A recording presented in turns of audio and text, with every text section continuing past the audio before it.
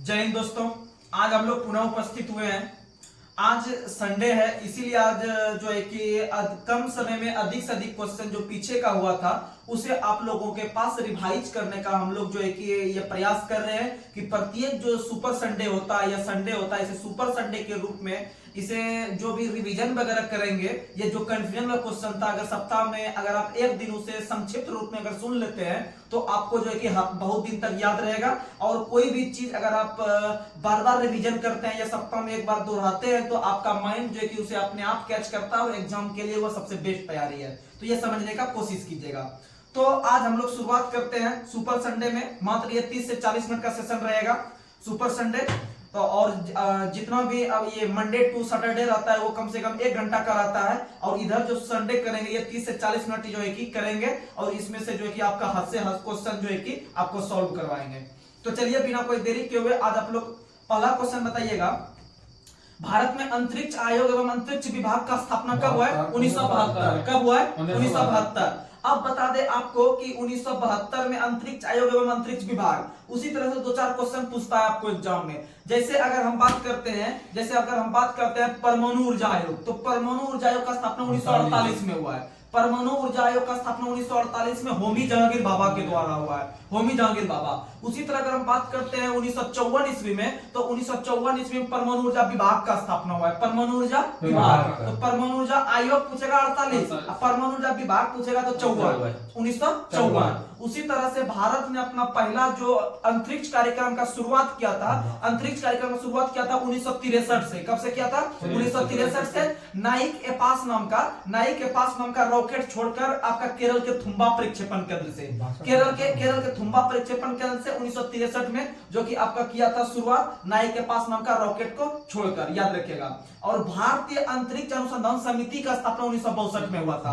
भारतीय अंतरिक्ष अनुसंधान समिति का स्थापना 1962 में। और इसरो का स्थापना 1969 में। इसरो का स्थापना 1969 में 15 अगस्त के दिन। कब हुआ था? 15 अगस्त 1969 को इसरो का स्थापना होता है। और याद रखिएगा डीआरडीओ का स्थापना 1958 में 1 जनवरी के दिन, 1 जनवरी 1958 को डीआरडीओ। और जिस प्रकार से इंडिया के अंदर डीआरडीओ का स्थापना 1958 में हुआ, इसी तरह नासा का स्थापना अमेरिका में भी 1958 को हुआ है। कब हुआ है? 1958 को। तो ये सब चीज याद रखने का कोशिश कीजिएगा।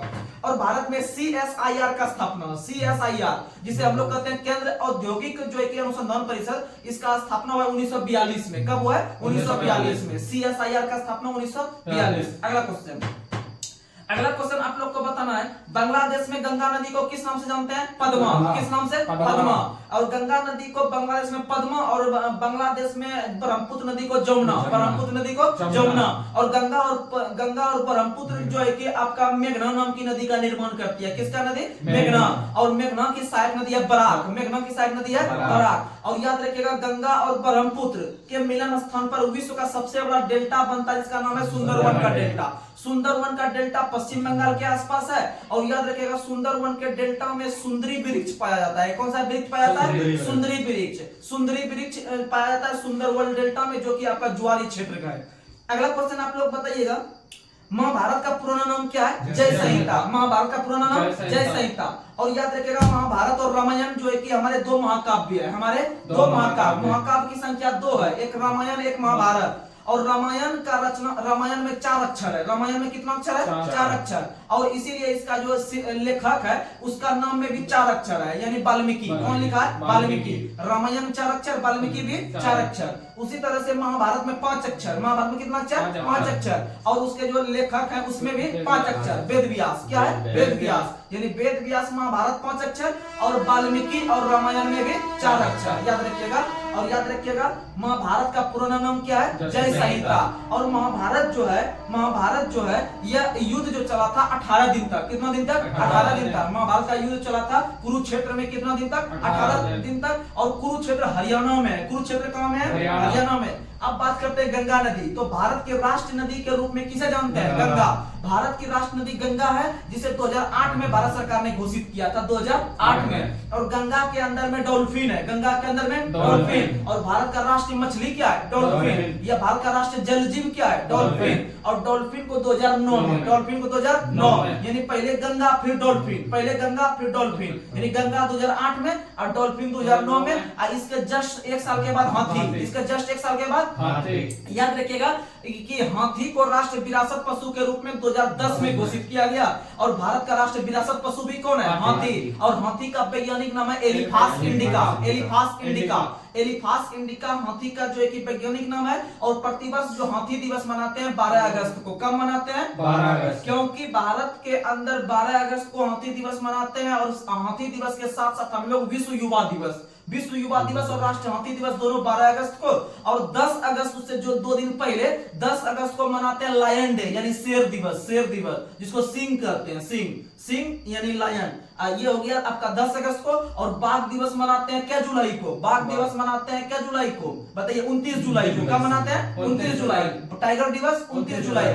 क्योंकि आप लोग को पता होगा कि भारत में प्रोजेक्ट टाइगर का जो शुरुआत हुआ था वो 1973 में हुआ था। कब हुआ था? 1973 में। और यानी बाघ प्रोजेक्ट का शुरुआत किया गया था 1973 में। उसी तरह से जो कि आपका शुरुआत किया गया था प्रोजेक्ट हाथी, प्रोजेक्ट हाथी किया गया था 1992 से, 1992 से। हाथी कब से किया गया था? 1992 से। और डॉल्फिन 2009 से, डॉल्फिन 2009 से। याद रखिएगा। अगला क्वेश्चन, अगला क्वेश्चन। और हाथी 92 है ये शिवाजी वाला? कौन शिवाजी? शिवाजी उत्सव भी है ना?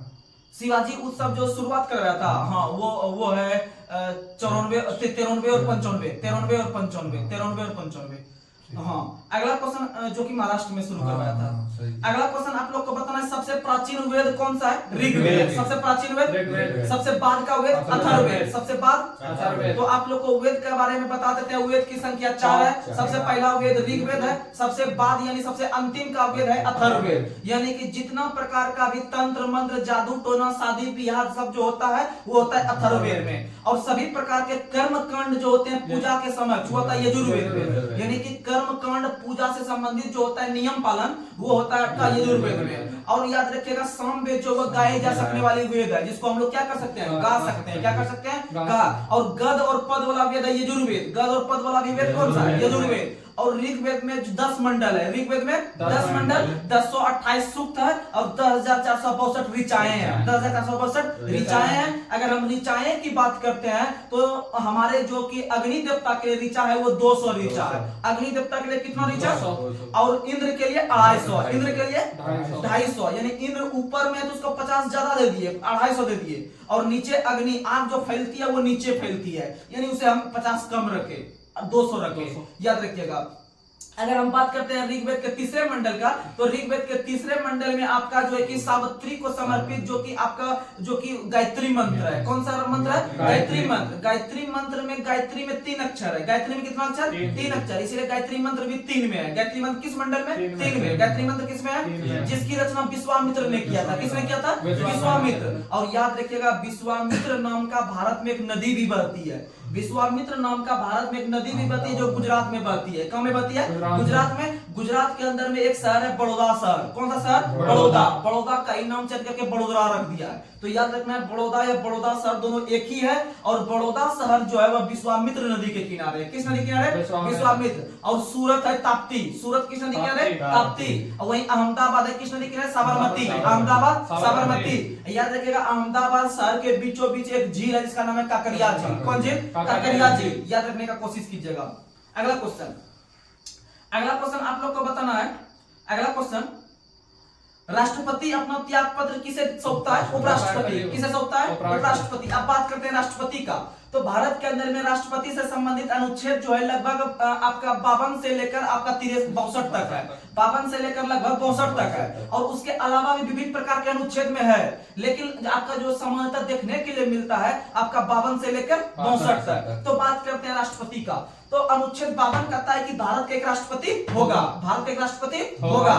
और याद रखिएगा और वही प्रथम नागरिक होगा भारत का। वही प्रथम नागरिक भारत का। तो याद रखिएगा कि अनुच्छेद 52 के तहत भारत का एक राष्ट्रपति होगा और भारत के राष्ट्रपति ही देश के प्रथम नागरिक कहलाते हैं। प्रथम नागरिक कहलाते हैं। उसके बाद बात करते हैं अनुच्छेद 53 का। तो अनुच्छेद 53 में हमको 2 क्लॉज पढ़ना पड़ता है। अनुच्छेद 53 का फर्स्ट, एगो अनुच्छेद 53 का सेकंड। तो याद रखिएगा अनुच्छेद 53 का फर्स्ट कहता है कि भारत के अंदर में जो भी काम होते हैं वह राष्ट्रपति के नाम से होते हैं। किसके नाम से होते हैं? राष्ट्रपति। और वो अपना काम राष्ट्रपति खुद अपना काम करते हैं या अपने अंदर में रहने वाले अधिकारियों से करवाते हैं।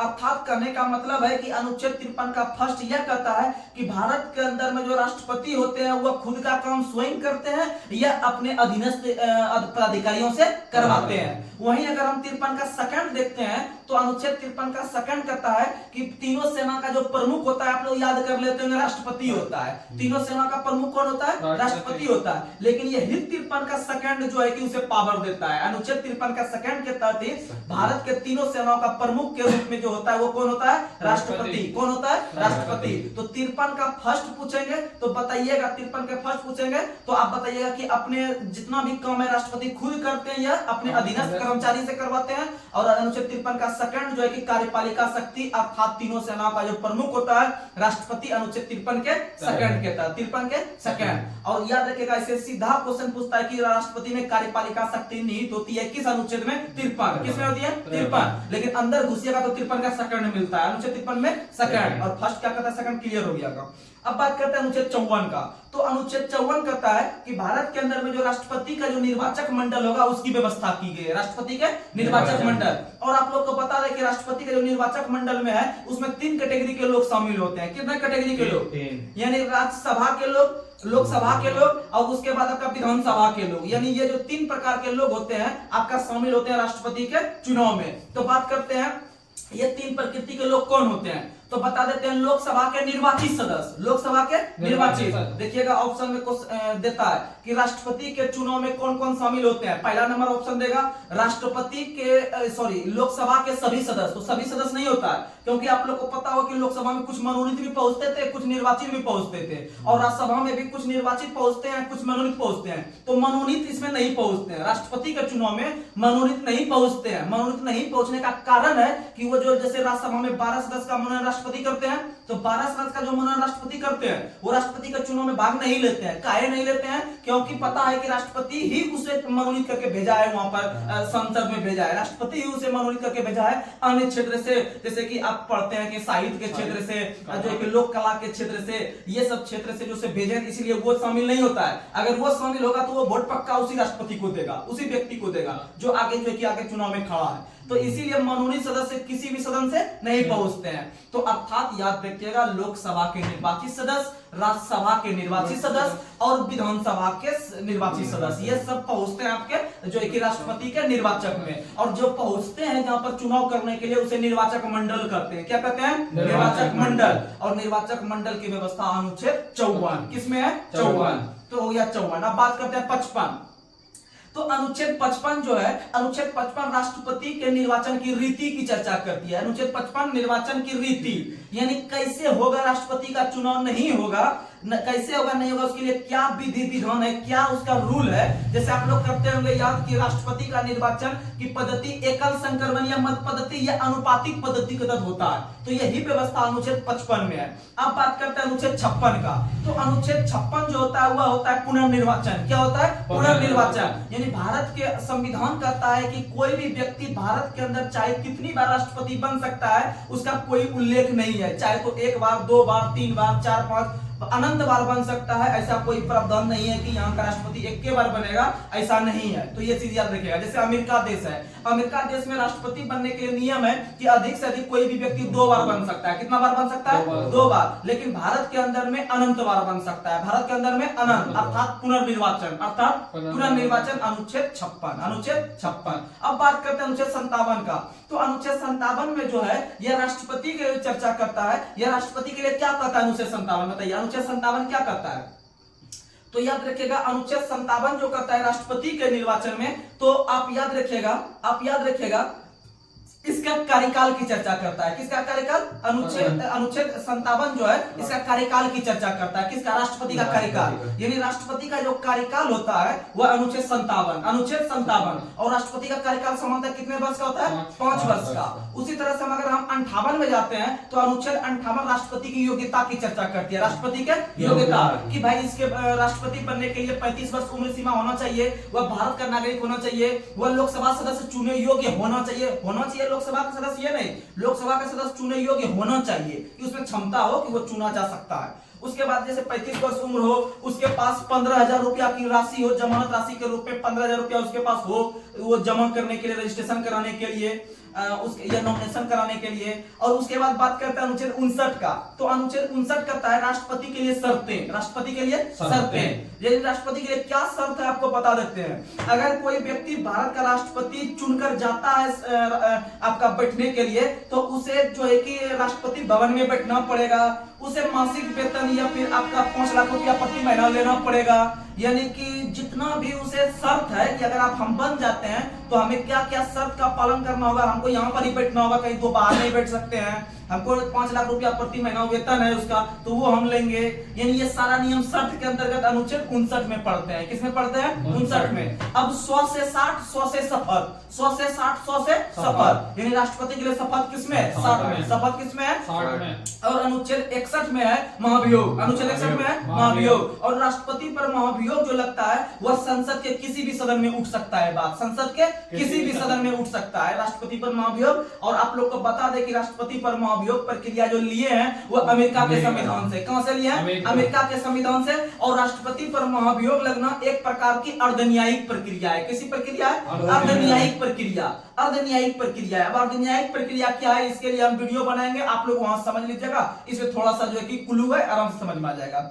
उसके बाद अगर हम बात करते हैं अनुच्छेद 62 का, तो अनुच्छेद 62 कहता है कि भारत के अंदर जो राष्ट्रपति होते हैं उसका पद किस किस स्थिति में रिक्त होता है उसकी चर्चा मिलती है अनुच्छेद 62। तो आप लोग को बता दें कि राष्ट्रपति का पद निम्न 3 स्थिति में रिक्त होता है। कितना स्थिति में? 3। या तो चाहे पद पर रहते हुए वो देहांत हो गया, दूसरा वो त्याग पत्र दे दिया, तीसरा महाभियोग लगा दिया। क्या लगा दिया? महाभियोग। और आप लोग का क्लियर होगा अनुच्छेद 62। अगर हम बात करते हैं अनुच्छेद 72 का, किसका बात करते हैं?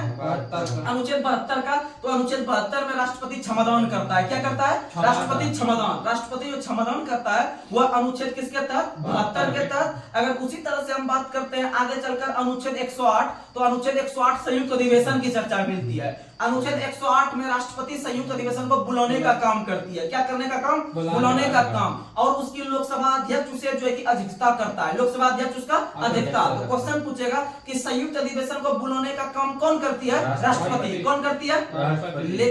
लेकिन उसका जब ला के बैठा देता है दोनों के सामने में, तो उसके बीच में जाके उसका फैसला या उसका अध्यक्षता कौन करता है? लोकसभा अध्यक्ष। कौन करता है? लोकसभा। और वर्तमान में लोकसभा अध्यक्ष ओम बिरला है। कौन है? ओम बिरला। और हाल ही में 18वां लोकसभा चुनाव होने वाला है। क्या लोकसभा चुनाव? 18वां लोकसभा चुनाव होने वाला है। उसी तरह से अगर हम बात करते हैं अनुच्छेद 123 का, किसका बात करते हैं? 123 का। तो अनुच्छेद 123 के तहत राष्ट्रपति जो है अध्यादेश जारी करता है। क्या जारी करता है?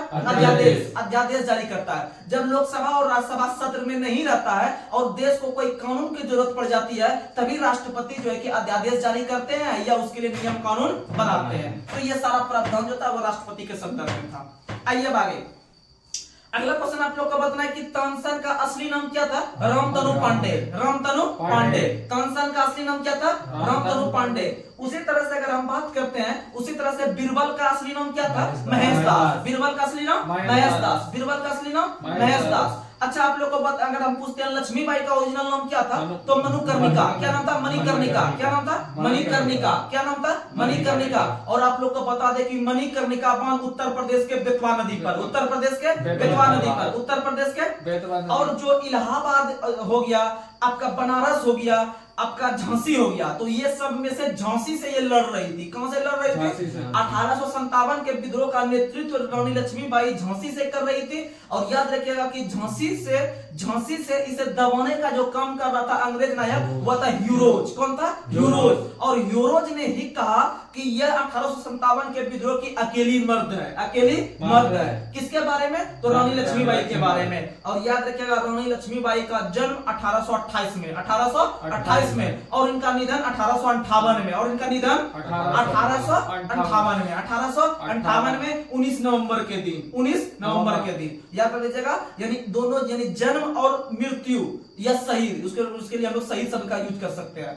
तो जन्म हुआ है 28 में, और उनका देहांत या जो शहीद प्राप्त किया या वीर गति जो प्राप्त की है वो भी, उसका भी इकाई डिजिट 8 में, यानी इधर 28 उधर 58, इधर 28 उधर 58, तो समझ में आ गया होगा।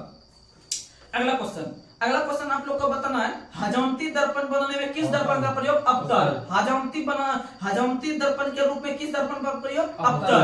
अच्छा, दूरदृष्टि को दूर करने में किस लेंस का प्रयोग? उत्तल। किसका करते हैं? उत्तल। और निकट दृष्टि में अवतल, निकट दृष्टि में अवतल। अच्छा, आप लोग को अगर हम पूछते हैं कि अबिंदुकता में बेलनाकार लेंस, अबिंदुकता में बेलनाकार, जरा दूरदर्शिता में बाइफोकल, जरा दूरदर्शिता में बाइफोकल याद रखिएगा। और याद रखिएगा, मानव के आंख में विटामिन ए की कमी से रतौंधी रोग, जीरोप्थेल्मिया रोग, ट्रेकोमा रोग, ग्लूकोमा रोग, या ट्रेकोमा का हिंदी नाम कभी कभी देता है रोहा। क्या देता है? रोहा। तो याद रखिएगा, रोहा भी एक आंख की बीमारी है, रोहा भी आंख, यानी रोहा जो है कि वो ट्रेकोमा का हिंदी नाम है। अगला क्वेश्चन आप लोग को बताना है, ट्रांजिस्टर का आविष्कार किस वर्ष हुआ है? 1948। ट्रांजिस्टर का आविष्कार 1948। आप लोग को बता दें, ट्रांजिस्टर का आविष्कार जो हुआ था वह 1948 में हुआ था। और याद रखिएगा कि कंप्यूटर के क्षेत्र में दूसरी पीढ़ी में कंप्यूटर क्षेत्र में ट्रांजिस्टर का ही प्रयोग किया गया था। किसका प्रयोग? ट्रांजिस्टर। तो याद रख लीजिएगा, कंप्यूटर के कुल 5 पीढ़ी विकसित की गई है। 5 में से पहला 3 पीढ़ी आप लोग को याद रखना जरूरी है, उसमें क्या क्या यूज किया गया था। तो पहला पीढ़ी जो था उसमें से वैक्यूम ट्यूब, पहला पीढ़ी में वैक्यूम ट्यूब, दूसरा में ट्रांजिस्टर, तीसरा में आईसी चिप्स, और आईसी चिप्स पर सिलिकॉन की परत चढ़ी होती है, सिलिकॉन की परत चढ़ी होती है, जो कि एक अर्धचालक धातु है, जो कि एक अर्धचालक धातु तत्व है, याद रखिएगा। और याद रखिएगा कि आईसी चिप्स का जो खोज किया हुआ जेएस किल्वी ने, किसने किया? जेएस किल्वी ने। किसने किया? जेएस किल्वी। अगला क्वेश्चन आप लोग को बताना है, संविधान सभा का गठन किसके सिफारिश पर हुआ था? कैबिनेट मिशन की सिफारिश पर। किसके सिफारिश पर? कैबिनेट मिशन की सिफारिश पर। और कैबिनेट मिशन जो भारत आया है वह 1946 में। कब आया है? 1946 में। कब आया है? 1946 में। और कैबिनेट मिशन में कुल कितने सदस्य थे? 3। कितना सदस्य?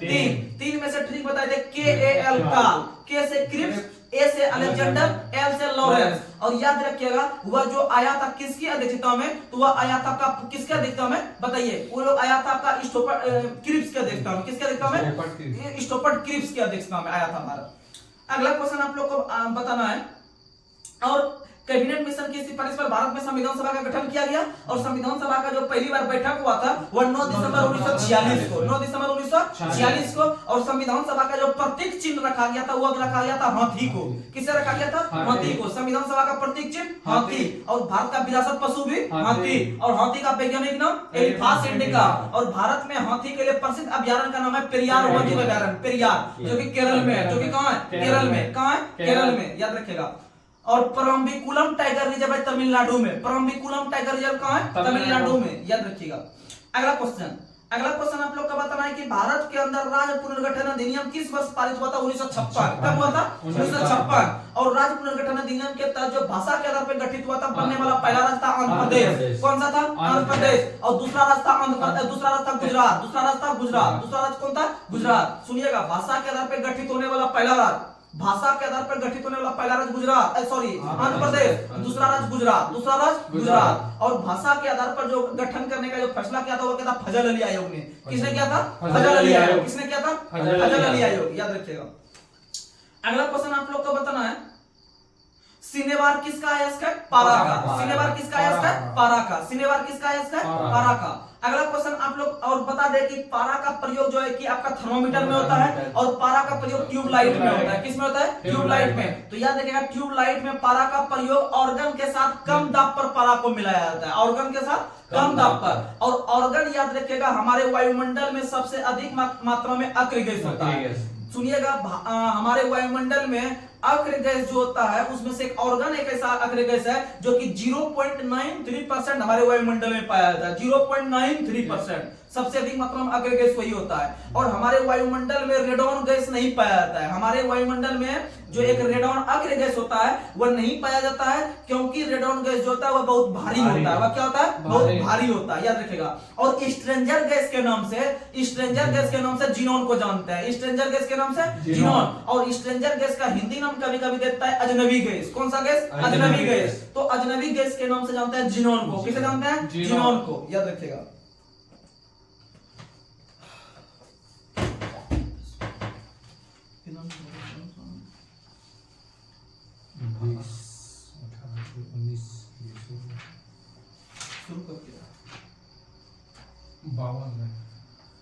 चलिए अगला क्वेश्चन साइंस में आप लोग बताइएगा।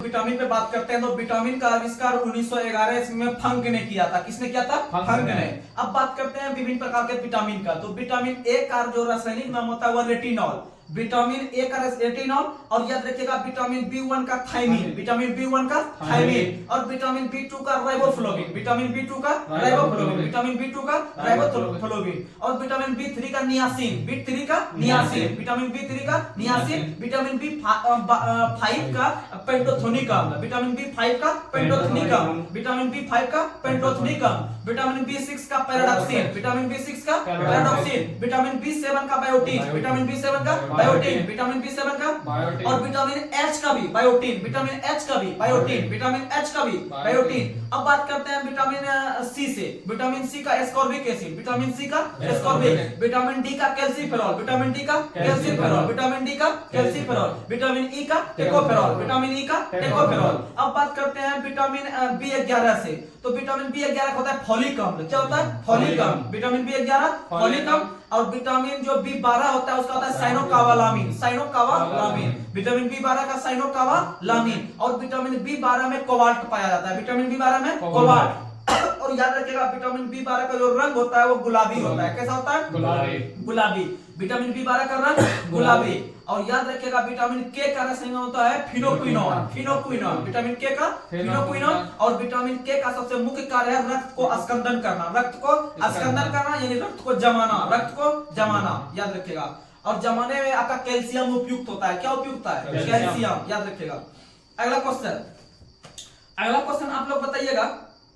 डीएनए का कार्यात्मक इकाई क्या है? डीएनए की कार्यात्मक इकाई क्या है? न्यूक्लियोटाइड। क्या है? न्यूक्लियोटाइड। डीएनए की कार्यात्मक इकाई न्यूक्लियोटाइड। और प्रकाश संश्लेषण का क्वांटोसोम। प्रकाश संश्लेषण का क्वांटोसोम। और प्रकाश संश्लेषण प्रक्रिया का जो खोज किया था मेलविन केल्विन ने। किसने खोज किया था? Melvin kelvin. प्रकाश संश्लेषण का खोज मेलविन केल्विन में। और प्रकाश संश्लेषण को बनाने के लिए CO2 गैस का प्रयोग होता है। किसका प्रयोग? CO2 का। और प्रकाश संश्लेषण जो है वह पेड़ के पौधे में जो है कि सबसे अधिक होता है। और पौधे के स्टोमेटा में ही ग्रेनम पाया जाता है। क्या पाया जाता है? ग्रेनम। और जो है कि उसी में आपका मैग्नीशियम नाम का एक परमाणु पाया जाता है। किसका परमाणु? मैग्नीशियम नाम का एक परमाणु पाया जाता है क्लोरोफिल में। किसमें पाया जाता है? क्लोरोफिल में। और उसी क्लोरोफिल या क्लोरोप्लास्ट को पौधे का रसोई घर कहा जाता है। पौधे का रसोई घर या पादप का रसोई घर, क्योंकि वह खाना बनाने का काम करती है। और पौधे में जो जल जाता है नीचे से ऊपर वह जाइलम के द्वारा। किसके द्वारा? जाइलम। और सभी प्रकार के खाद्य पदार्थ को फैलाने का काम करता है फ्लोएम। कौन करता है? फ्लोएम। फैलाने का काम फ्लोएम। और नीचे से ऊपर ले जाने जाइलम, यानी नीचे से ऊपर जाता है यानी जाइलम के द्वारा। जाता है यानी जाइलम के द्वारा। फैलाता है यानी फ्लोएम।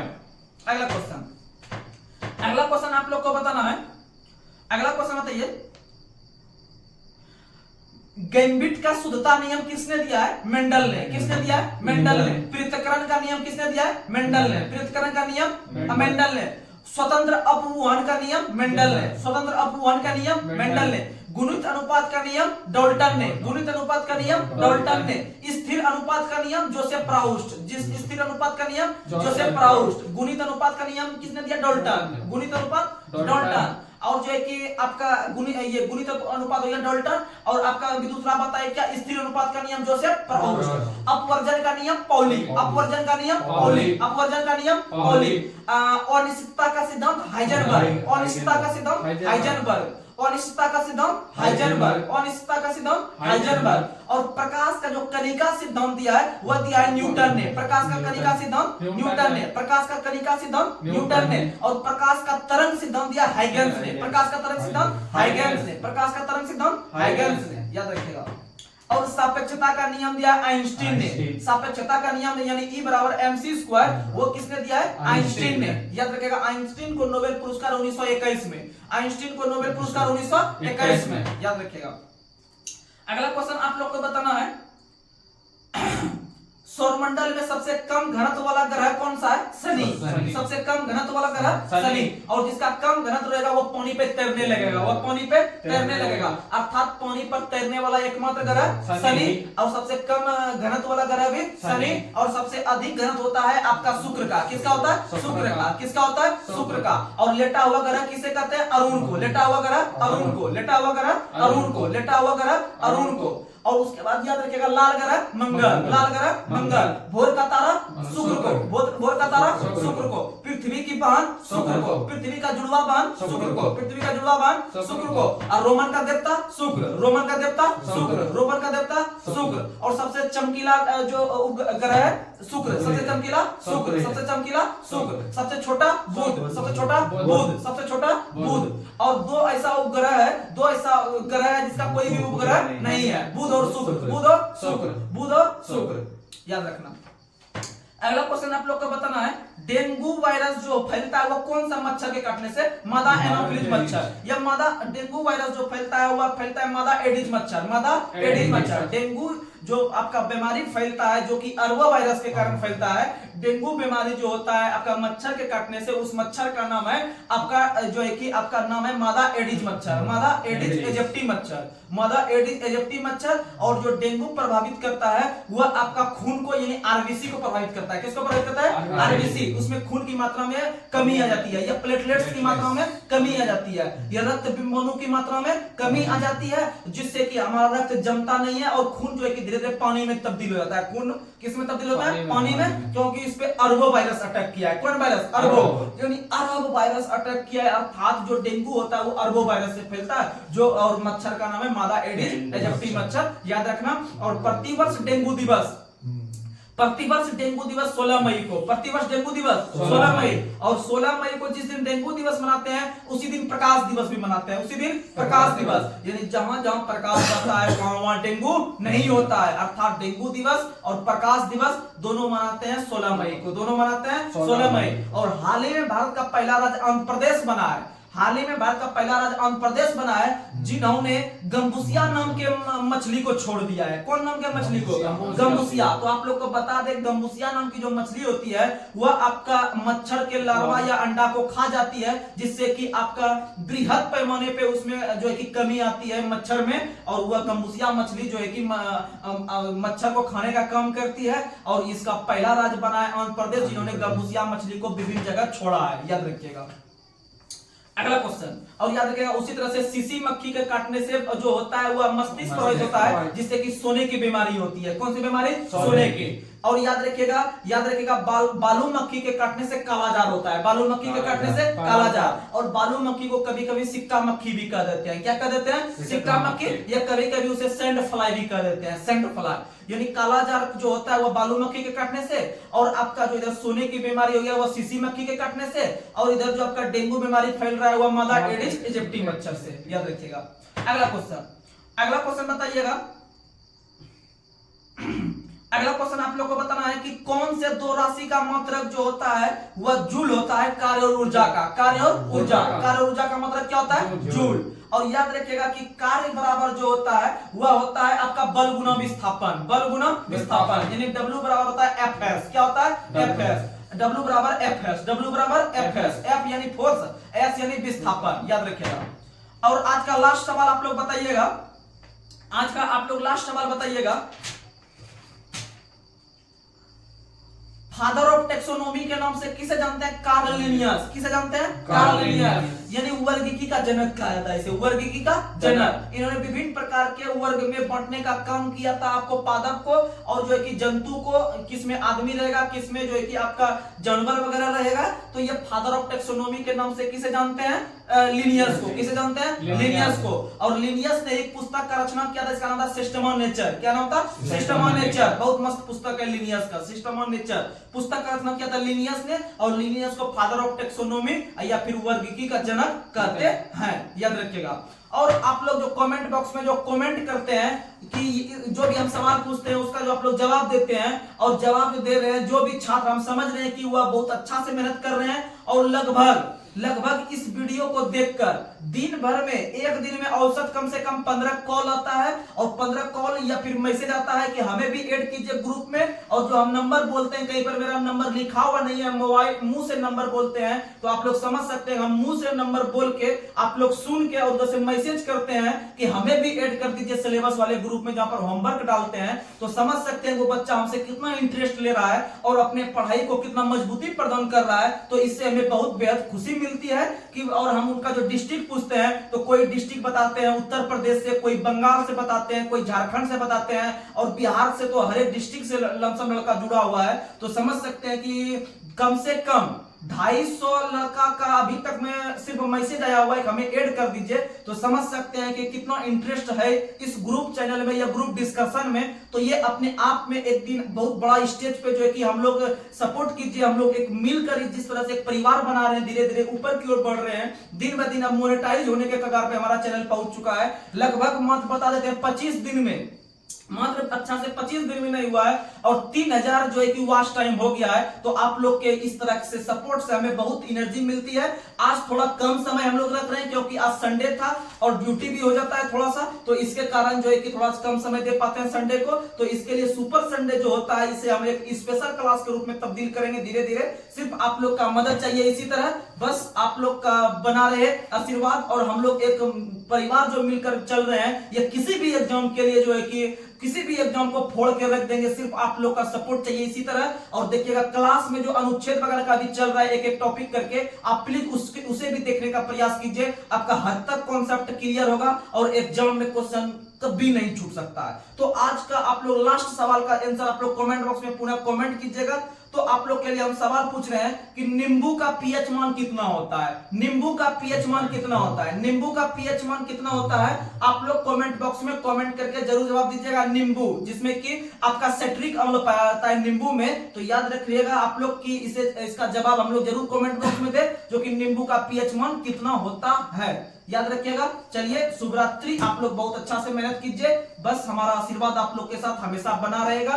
बस आप लोग रेगुलर मेहनत कीजिए, और जो सपना आप लोग देख रहे हैं या आपके माता पिताजी देख रहे होंगे, या गांव का आदमी जो आपके टारगेट पे रखा होगा कि देखते हैं वो जॉब कैसे ले लेगा, तो आप लोग जो है ना पॉजिटिव वे में रखकर उस आदमी को दिखाइए कि हमें वो दम था जो आज हम करके दिखाए, एक सरकारी जॉब लेके दिखाए आज के कंपटीशन के क्षेत्र में। बस हमारा समर्थन जो कि हमेशा रहेगा। कोई भी प्रॉब्लम होगा आप लोग बेधड़क मुझे कॉल कीजिए और आपका सॉल्यूशन हम बताएंगे, चाहे किसी भी क्षेत्र में हो, कोई भी विषय में दिक्कत हो तो हमसे संपर्क कीजिए, हम बताएंगे।